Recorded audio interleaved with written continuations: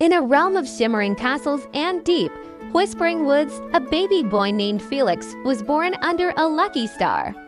A prophecy echoed through the kingdom. This child, born to a humble family, was destined to marry the king's daughter. The king, a man whose heart was as hard as the diamonds on his crown, heard the prophecy and flew into a rage. "No peasant child will sit on a throne in my kingdom," he roared. He snatched the infant from his cradle, locked him in a wooden chest, and cast it into the churning waters of the great river, believing he could wash away destiny itself. But fate, like the river, follows its own course. The chest bobbed and spun, guided by an unseen hand, until it came to rest against the gentle slope of a miller's dam. The miller and his wife, whose hearts were full of kindness, found the boy and, seeing the lucky star embroidered on his blanket, knew he was a special child. They named him Felix and raised him with love, laughter, and the simple joys of life by the river. Years passed. Felix grew into a strong, kind-hearted young man. One day, the king, passing through the village, saw him and was struck by his noble bearing. Upon hearing the story of his arrival in a chest, the king's face went pale with shock and fury. He realized this was the child he had tried to dispose of. Masking his hatred with a false smile, he handed Felix a sealed letter. "Take this to the queen," he commanded. "A reward awaits you." Inside, the letter held a dark command: "Execute the bearer of this letter the moment he arrives." Felix, innocent and trusting, began his journey. As night fell, he found shelter in a rustic cottage, unaware that it was the hideout for a band of good-natured thieves.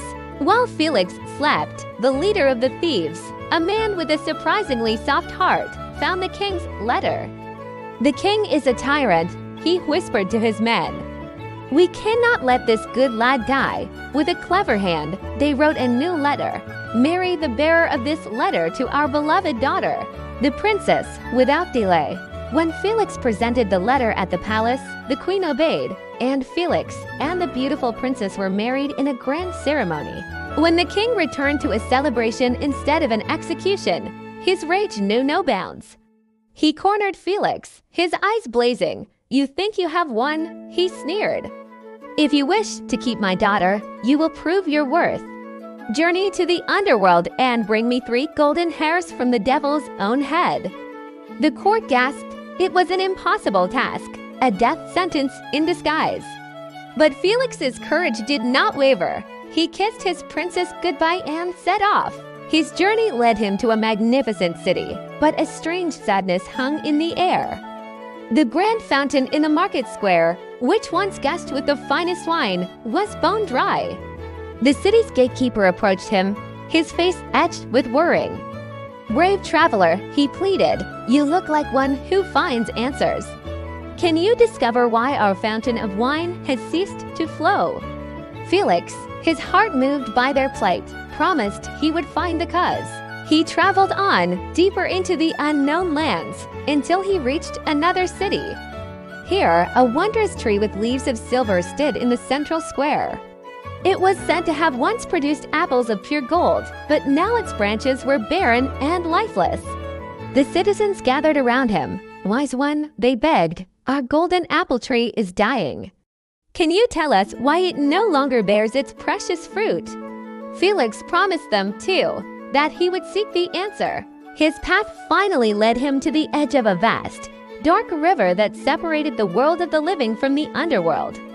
A weary, hunched-over ferryman rowed a small boat back and forth, his movements slow and eternal. As Felix boarded, the ferryman sighed, a sound like the wind through a graveyard. "For countless years, I have been bound to this oar, never resting," he lamented. "Young man, on your journey, can you ask how I might finally be freed from this endless task?" Felix gave his solemn promise. Across the river, a shadowy cave marked the entrance to the devil's domain. Stepping inside, Felix found not a fiery monster, but a surprisingly cozy home where a little old woman with twinkling eyes was knitting by the fire. It was the devil's grandmother. She listened patiently as Felix told her of his quest. "Oh, you poor boy," she clucked sympathetically. "My grandson is a grumpy sort, but his heart isn't all bad. I will help you." With a wave of her hand, she transformed Felix into a tiny ant and tucked him safely into the folds of her apron. Soon, the devil stormed in, sniffing the air. "I smell a human," he bellowed, his voice like rolling thunder. "Nonsense, dearie," his grandmother said calmly, placing a large, steaming stew on the table. "You're just hungry." She fed him until he was full and drowsy, and he laid his great, horned head in her lap and fell fast asleep. As he snored, the grandmother carefully plucked one shimmering golden hair.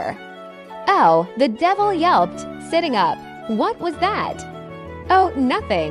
Just a bad dream," she soothed, gently stroking his head. "I dreamt the wine fountain in a great city had run dry." "What a shame," the devil, half asleep, grumbled. "Silly fools. There's a toad under the spring stone. If they get rid of it, the wine will flow forever." He drifted off again, and she plucked a second golden hair. "Ouch, stop that," he roared. "Another dream, my pet," she said sweetly. This time about a beautiful tree that no longer grows golden apples.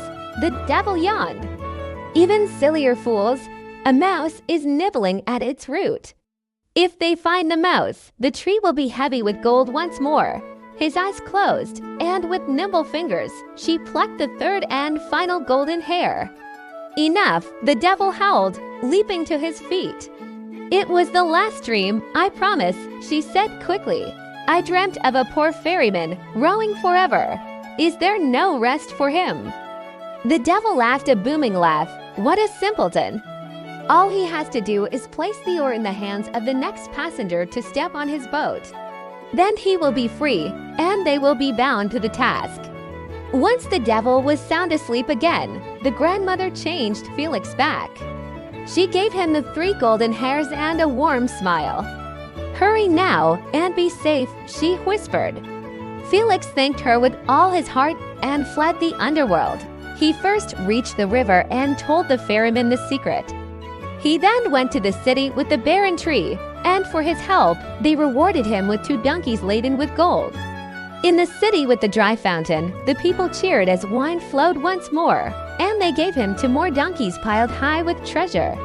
Felix returned to the palace, not as a weary traveler, but as a hero with 3 golden hairs and 4 donkeys overflowing with gold. The king's jaw dropped. His greed glittered in his eyes, brighter than any crowd. "You succeeded, but where did you get all this gold?" Felix smiled. "On the other side of the great river," he said. "The shores are made of it. There are mountains of gold, free for the taking." The king, consumed by his insatiable greed, didn't hesitate. He abdicated his throne and raced to the river, demanding the ferryman take him to the golden shores. As the king stepped eagerly onto the boat, the ferryman simply placed the heavy oar in his hands. In that instant, the ferryman was free, and the cruel king was trapped, forced to row back and forth for all eternity, paying the price for his wickedness. Felix and the princess, now king and queen, ruled the kingdom with the kindness and wisdom that true royalty is made of, living happily ever after.